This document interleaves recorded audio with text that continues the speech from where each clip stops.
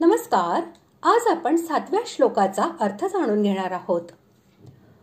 अंतकाळी ज्याचे स्मरण करीत मनुष्य मरतो तेच त्याला प्राप्त होते आणि जीवनात ज्या भावाचे अधिक स्मरण केले जाते बहुतेक त्याच भावाचे स्मरण अंतकाळी होते.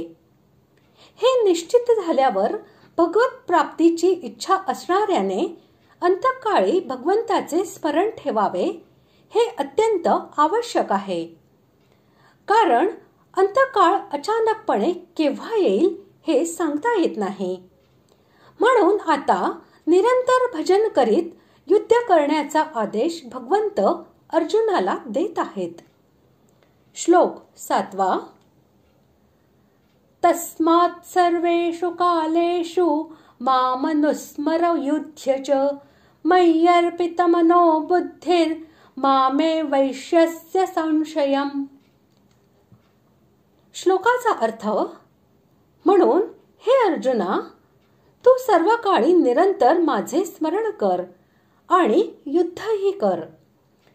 अशा प्रकारे माझ्या ठिकाणी मन बुद्धी अर्पण केल्यामुळे तू निसंशय मलाच मिळशील. वरील 2 श्लोकांमध्ये सांगितलेल्या अर्थाबरोबर या श्लोकाचा संबंध दाखविण्यासाठी येथे तस्मात् या पदाचा प्रयोग केला आहे.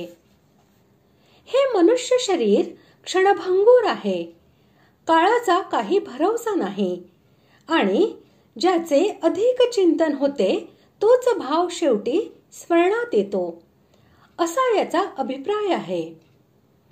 जर भगवंताचे स्मरण निरंतर झाले नाही आणि विषय भोगांचे स्मरण करीत करीत शरीराचा वियोग झाला तर भगवत प्राप्तीचे द्वाररूपी हे मनुष्य जीवन फुकट जाईल. म्हणून भगवंताचे निरंतर स्मरण केले पाहिजे. येथे भगवंतांनी अर्जुनाला सर्व काळ आपले स्मरण करण्यास सांगितले, तसेच युद्धही करण्यास सांगितले. कारण अर्जुन क्षत्रिय होता. धर्माप्रमाणेच त्याला युद्धाची संधी प्राप्त झाली होती. धर्मयुद्ध हे क्षत्रियाला वर्ण धर्म आहे. म्हणून येथे युद्ध या शब्दाला वर्णाश्रम धर्माचे पालन करण्यासाठी केल्या जाणाऱ्या सर्व क्रियांचे उपलक्षण समजले पाहिजे. त्याशिवाय कर्तव्य कर्माच्या आचरणाची आवश्यकता प्रतिपादन करणारी आणखी बरीचशी महत्त्वपूर्ण कारणे 3ऱ्या अध्यायातील 4थ्या श्लोकापासून 30व्या श्लोकापर्यंत दाखवून दिलेली आहेत.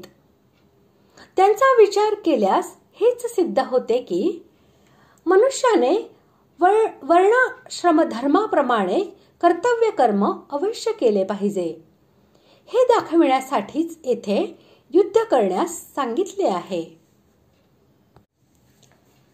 च चा प्रयोग करून भगवंतांनी युद्धाला गौणता आणि स्मरणाला प्राधान्य दिलेले आहे.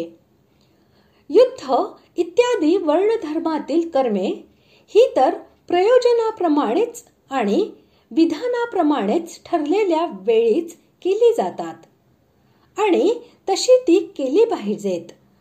परंतु भगवंतांचे स्मरण मनुष्याने प्रत्येक वेळी आणि प्रत्येक स्थितीमध्ये अवश्य केले पाहिजे असे याचे तात्पर्य आहे.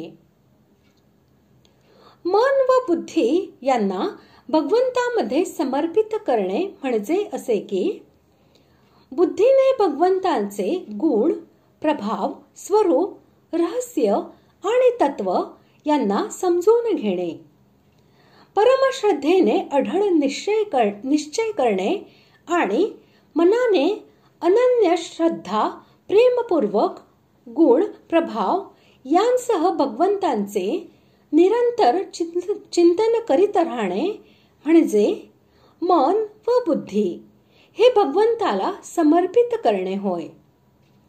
6व्या अध्यायाच्या शेवटी सुद्धा मद्गतेनांतरात्मना या पदाने हीच गोष्ट सांगितली आहे.